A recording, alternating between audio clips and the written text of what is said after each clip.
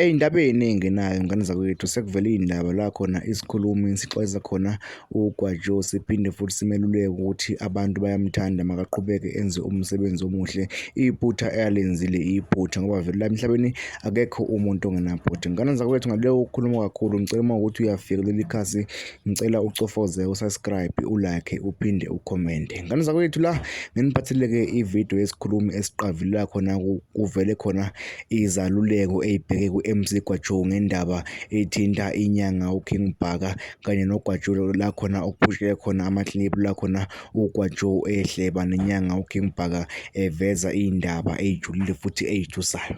Ngane zakwethu nansi ividiyo nje la qi. Mfana kethu noGwaja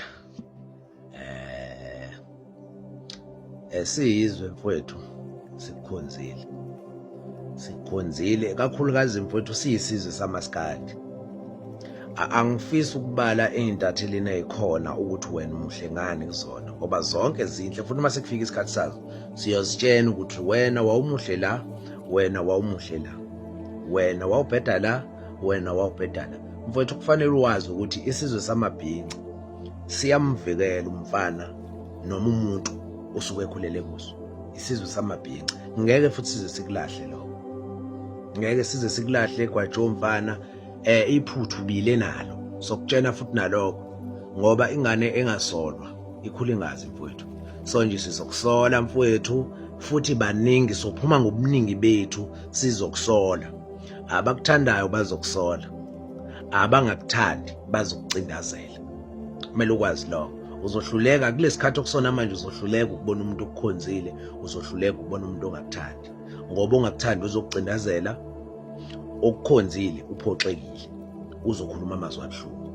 So ulapho and umuntu okukhonzile mubi ngokuthi mfowethu ngalesikhathi usenza kahle akakutsheni ngoba usuke ebona ukuthi uzobona, kodwa uqhamuka ngalesikhathi sewenze kabi bese kutshena ukuthi bengikukhonzile mfana, buwenza u1 kahle, wenza u2, wenza u3, wenza u4 kahle, usuyigejila, usuyangiphoxa, ngibhlungu ngawe.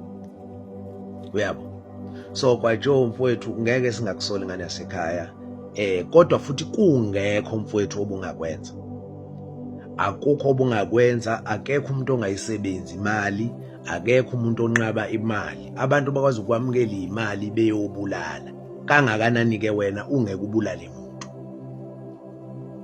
Ubuzoyinqabiswa yini wena ngoba umsebenzi obuwenza ubukwazi ukuthi uma ubuya kowenza ukwazi ukuthola ubuthongo ebusuku ulale kungafanga muntu.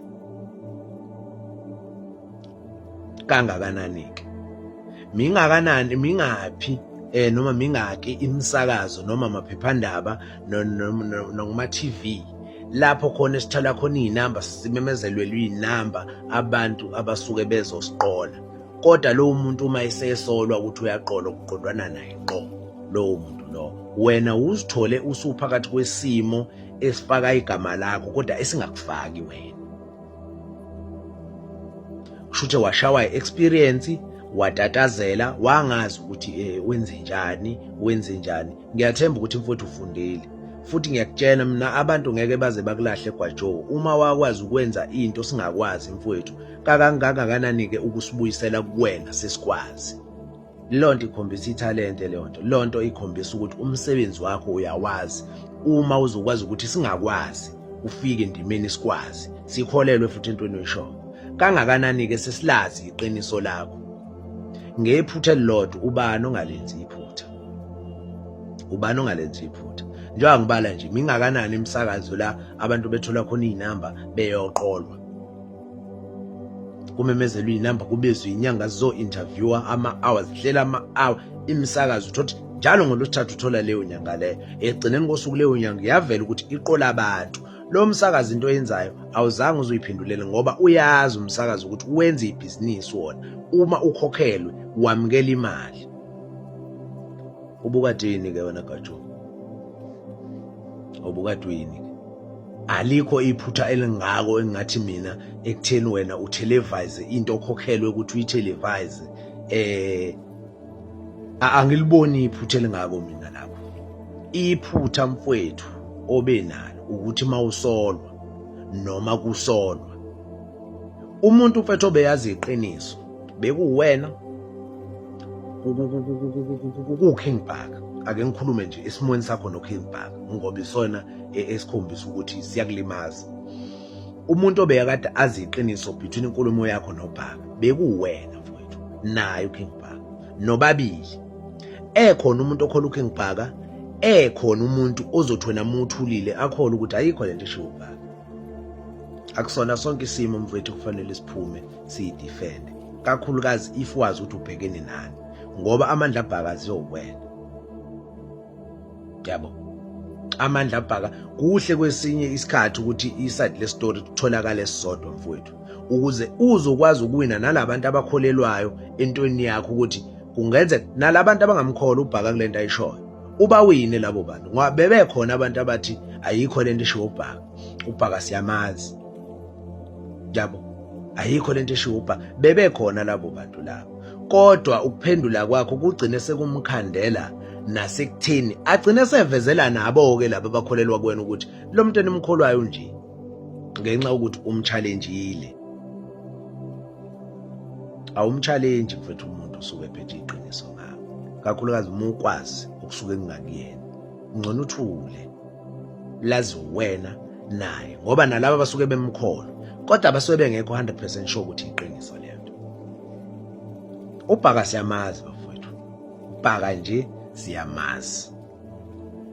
uBhaka uma uhlala eThekwini uyamazi uBhaka, uma ukhulele nje eThekwini umazi uBhaka, uyamazi uBhaka, uyazazi izinto ezinto uBhaka, uyayazi futhi into engayifuni uBhaka. Since sesimazi nakuma social media usuyayazi into ukuthi akafuni uBhaka into ezomchallenge. Yabo, ngoba even nabo labantu asuke ebhekene nabo isikhathi esiningi abamchallenge bona, abamchallenge, kugcina kulimala nina kanje kwaJobe. Umuntu oneso elijulile uzobona ukuthi kaJobe wena buwenza umsebenzi wakho okhokhelwa wona ukuthi uwenze, akukho okuningi noma ukuthini okurong okwenzile.